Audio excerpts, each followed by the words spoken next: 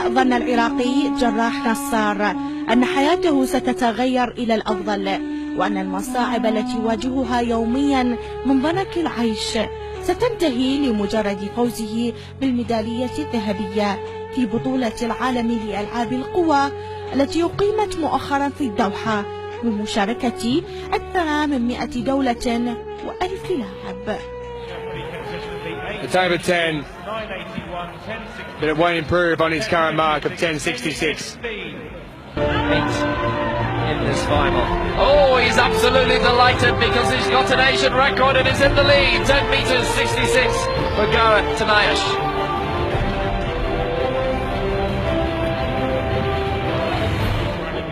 Here's the shot put, the F40. كانت بطولة قوية، عدد اللاعب يعني كان ما متوقع هيك، يعني 104 دول مشاركة، 1630 لاعب، يعني كانت الناس شوية مستعدة لها بقوة. أنا الحمد لله والشكر يعني دخلت معسكر ببغداد 10 أيام، اتجهنا القطر، يعني حتى اتجهت القطر حتى المدرب ما عندي. حطم نصار الذي يعاني من قصر القامة الرقم القياسي العالمي في مسابقة رمي الثقل، واستطاع أن يهزم الروسي ليفوز بذلك بالميدالية الذهبية ويرفع راية العراق عالية بين الدول. ويذكر أن هذا الإنجاز تحقق رغم أن جراح يمارس تدريباته داخل باحة منزل والده الصغير. والله لحد الآن بس حد خابرني ولا حد شفته لها، هسه أنا بطل عالم، يعني لازم اهتمامي يصير أكثر بي، يعني هذا تمرين.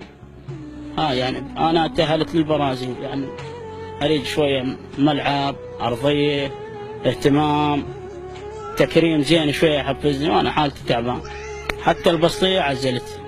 استطاع جراح نصار أن يكون ندا قويا لكثير من اللاعبين، حمل الوسام الذهبي من الدوحة إلى مطار النجف إلى مدينة الناصرية، ولكن للأسف لم نجد أي مسؤول أن يستقبله ويكرمه.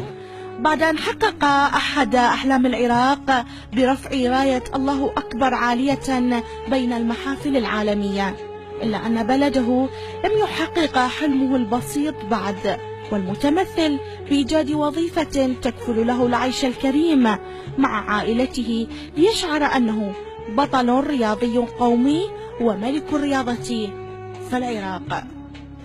جراح البطل العالمي والحائز على المركز الأول عالميا في مسابقة ألعاب القوى يمارس تدريباته في داخل بيته الذي جعل منه معسكرا له، فبعد أن رفع راية العراق عاليا بين الدول فلا يجد من يشارك فرحته الكبيرة من بين الأوساط الحكومية.